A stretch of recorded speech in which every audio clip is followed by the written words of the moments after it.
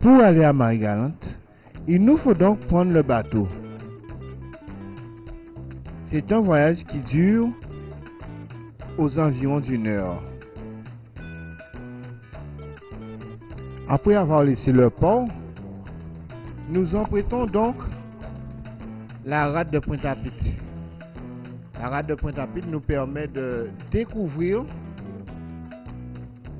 Jarry, le carénage, c'est-à-dire Fouillol, l'université. Nous avons des bâtiments, les bâtiments du port. Ici, nous pouvons découvrir les quelques bâtiments de Pointe-à-Pitre, les bâtiments de 4 étages. Nous continuons vers la sortie de la rade de Pointe-à-Pitre. Nous allons en direction de Marie-Galante.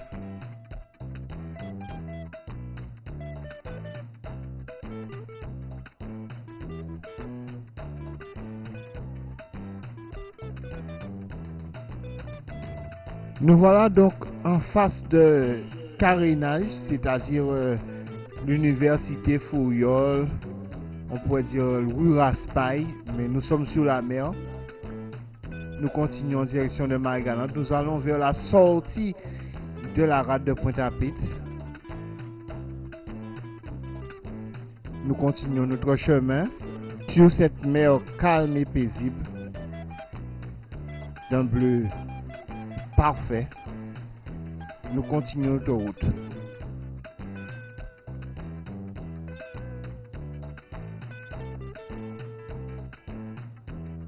Marie-Galante est aussi appelée l'île aux 100 moulins. Située dans les Petites Antilles, à 30 km des côtes de Guadeloupe, dont elle est la dépendance administrative, elle est la 3e île des Antilles françaises. Après la Guadeloupe, soit 1434 km², nous avons la Martinique, 1128 km². Donc la Guadeloupe est composée de 2 îles, de 2 parties, soit la Basse-Terre, 848 km² et la Grande-Terre, 586 km².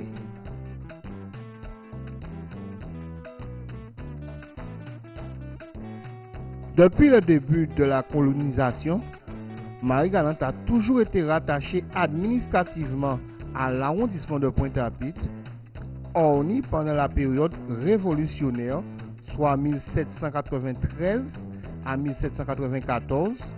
Elle était républicaine alors que le reste de l'archipel était encore royaliste. Depuis 1994, ces 3 communes se sont constituées en communauté de communes. La première créée dans un département d'outre-mer.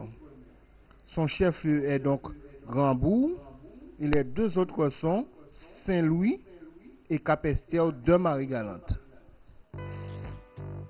Aujourd'hui, le temps est clément et agréable, ce qui nous permet de faire un très beau voyage.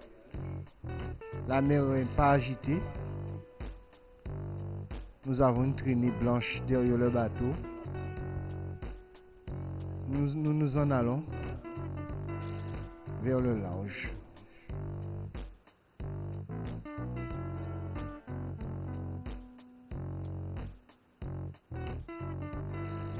Les passagers sont paisibles, ils sont calmes, ils sont patients.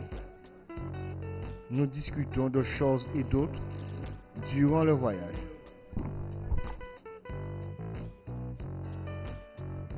Nous passons devant l'archipel des Saintes. Nous sommes en pleine mer.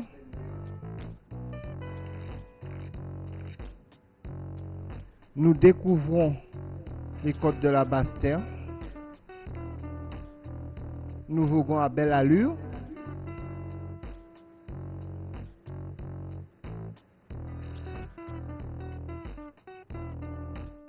Voilà le port autonome de Marie-Galante. Donc nous sommes quasiment arrivés. Nous longeons les côtes de Marie-Galante. Arrivés au port de Grand-Bourg, nous découvrons les infrastructures qui composent l'île. Nous avons des voiliers dans la baie, des maisons dans le fond, des voitures et autres.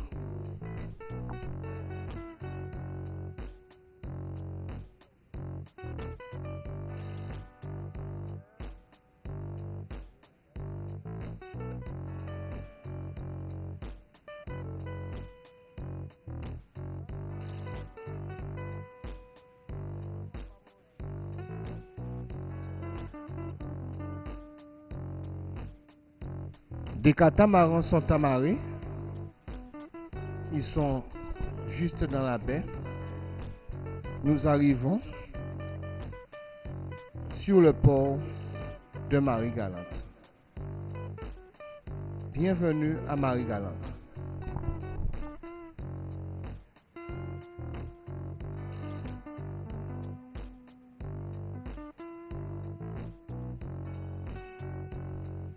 Au IIIe siècle, les Awawak l'appelèrent Touloukera. Au IXe siècle, les Caraïbes lui donnèrent le nom Haïchi, c'est-à-dire terre de coton. Les Amérindiens cultivaient le manioc et vivaient également de la pêche.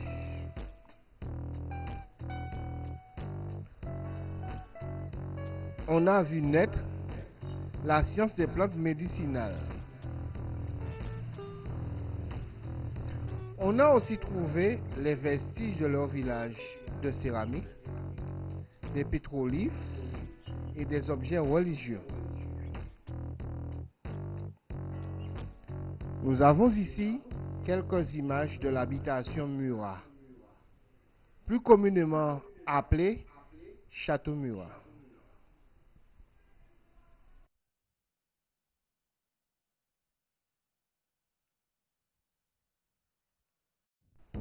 L'habitation Murat, dont l'histoire était inconnue des Marie-Galantais, cachait de jolies ruines. Monsieur Dominique Murat, né à Cambreton dans les Pyrénées, exerçait la profession de notaire.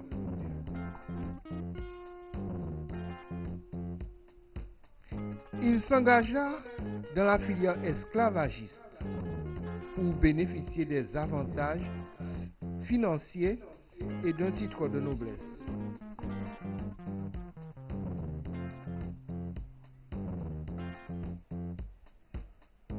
Son épouse et lui décidèrent en 1770 de tenter leur chance aux Antilles.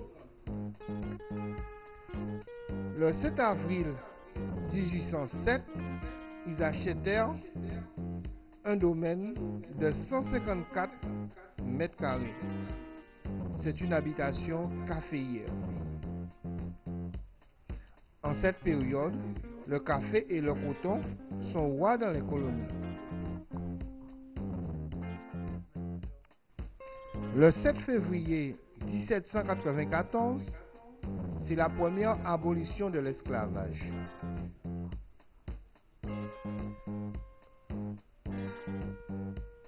Le rétablissement est décidé en juillet 1802. Les Noirs effondrés et en colère baissent leur rendement, ce qui appauvrit l'économie. Le 1er janvier 1804, Saint-Domingue est indépendante. Haïti est donc née. Cette rupture effondra les exportations de sucre. Bonaparte décide donc d'octroyer des subventions pour moderniser les installations industrielles afin de donner de la croissance à la production sucrière de Marie-Galante. Après avoir laissé le quartier des Basses, où se trouvent les pompiers, nous entamons donc le quartier de Petit-Anse. C'est une plage très agréable de sable blanc.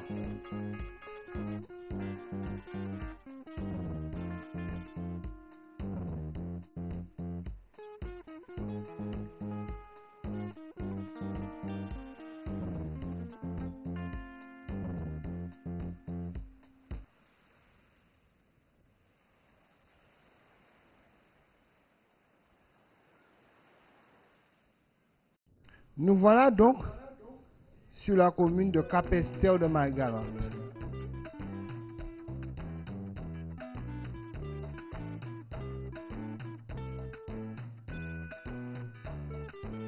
Une poissonnerie très bien aménagée,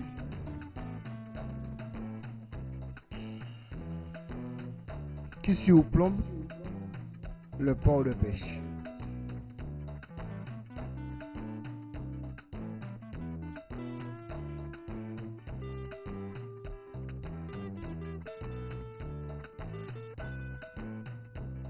Vous avez ici une vue rapprochée de la poissonnerie.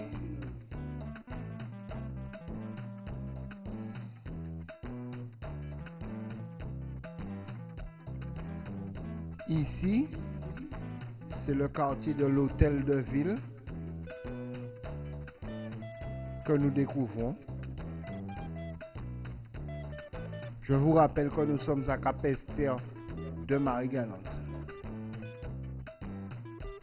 Nous avons aussi l'église qui sert de lieu de recueillement. Une association a organisé la vente de produits locaux afin de se faire quelques petits deniers.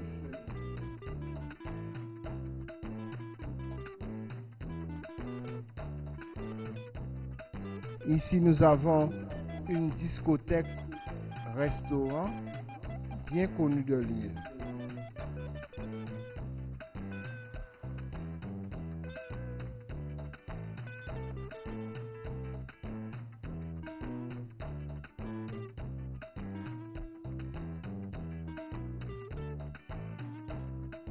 Je reviens sur mes pas, retournant vers Grandbourg, dans l'objectif d'aller vers Saint-Louis.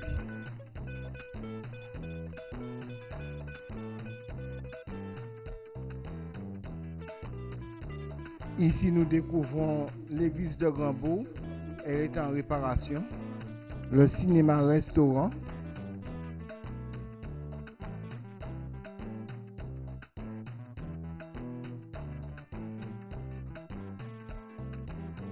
La route qui mène vers Saint-Louis. Cela me permet de découvrir des ruines que je m'empresse de visiter. La qualité de son soubassement en pierre de taille, de ses décorations, démontre le savoir-faire des tailleurs de pierre et maçons de l'époque. Victor Roussel, propriétaire de l'habitation Trianon, est le premier à introduire des appareils à effet triple, c'est-à-dire des swan écailles, pour des opérations de cuite, sans doute en 1860, à l'occasion de l'achèvement de ces nouveaux bâtiments. Un des intérêts du site est de souligner que la modernisation de l'industrie sucrière a commencé avant l'abolition de l'esclavage. Pour la partie technique, c'est-à-dire la transformation du vésou, le jus de canne, en sucre, on utilisait de la vapeur et des esclaves plus familiers de l'ancien système. En